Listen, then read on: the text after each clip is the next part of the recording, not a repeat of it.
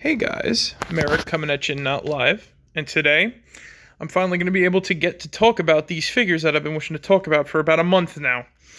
So these are the Jakks Pacific Sonic the Hedgehog 4-inch figures. I don't know the exact name because there's like a few different things that I've read off the Sonic Wiki, which is surprisingly a good resource to tell you what you need to collect if you want to get into collecting these guys, and what to not collect. But this is basically the figure line for Sonic right now. And I think I've said it before, because I have reviewed this guy. And I think I've shared a few pictures of Omega here on my socials.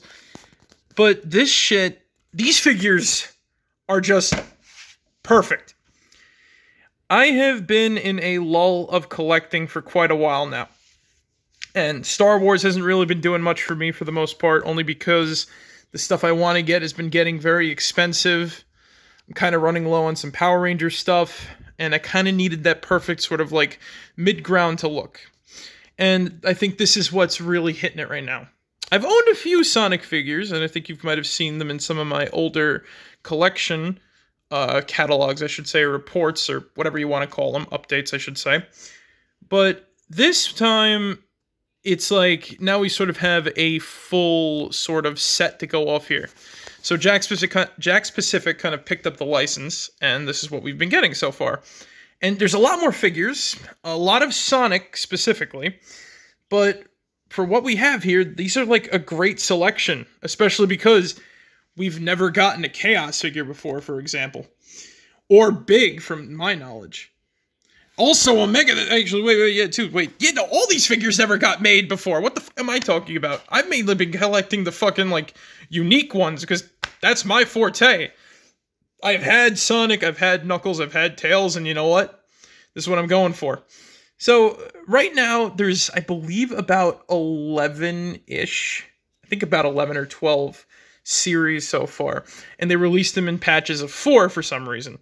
I think they go by multiple series by the year. So just keep your eyes open. You'll probably find some of these guys. And they're like, this is what I want to say. They're like great. Their articulation's a little like weak here or there. It's like, and they could be a little stiff out of the box, but like what action figure ain't stiff? And they're a little limited, like really 5 POA, but Big doesn't really like look up or down. You can't really need to like sort of do that.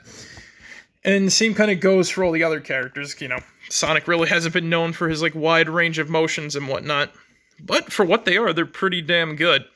Not only that, I should say this too. Aside from the weird articulation, their hands are sort of open in a way wherein they can hold accessories, but ironically enough, the accessories that kind of come with don't sort of fit the characters, at least for certain ones, I should say. So, just to sort of get this off the sort of block here, right? Good old Vector doesn't really like use anything which would warrant a sort of accessory like a weapon of some kind. Same goes for Mechasonic here and Chaos. But as I sort of go into the teeny tiny flaws of these figures, I might as well just start off with this though.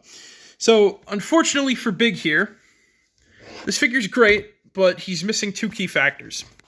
He's missing his fishing rod, you know, he's well known for fishing and everything like that. And he's also missing Froggy. And I honestly kind of think that that's a sin. And this is what you get as a sort of substitute for that. You get a ring. And a ring. You get 2 rings with Big. And they're okay rings, they feel nice, you know, they're not like cheap. But it is kind of, you know, dumb that, you know, we don't get Froggy, we don't get a fishing rod, despite his hands kind of being, you know, perfectly ready to grip some of them. Now, here's another fun thing. So, SBO should have come with at least a frickin', whatchamacallit, right? A shuriken. Perfect for him. Now that I think about it, I don't even think he came... Oh, no, he did come... No, wait, no. He did come with an accessory. The checkpoint post. That's spring-loaded. And can sort of barely stand, even if... Hold on, let me see. Can I get this go? It doesn't really, like, work out, and I feel like I'm going to break this if I apply more force. This is, like, a nice little Sonic thing, I guess, right? And just to sort of what was sort of like continue to ride here, Mecha Sonic came with spikes, which is, I guess, makes sense for him or whatever. And Omega, once again, Omega's a robot that is known for, you know, swapping out his arms and everything like that. But he doesn't come with any form of accessories like that. He came with the yellow Chaos Emerald, which is actually very cool. And it was actually weighty. Uh-oh. The Master Emerald fell, but we'll get to that in a second. So, just to be sure here too, Vector came with this kind of cheap-looking 10-point ring, I guess. But, I don't know, it feels a little cheap. At least in comparison to, like, the Jakks Pacific Mario figures I've seen. I got, like, one and it came with a coin, and that was really good. But, yeah. So, Omega came with this beautiful yellow Chaos Emerald. Nice and weighty, actually. Like, if you really wanted to, you could probably use this like a bit of a paperweight, I guess. But now, Chaos did come with an accessory, right? I just want to put this out. So that's the nice thing. Chaos came with an accessory, but this is... He came with the Master Emerald.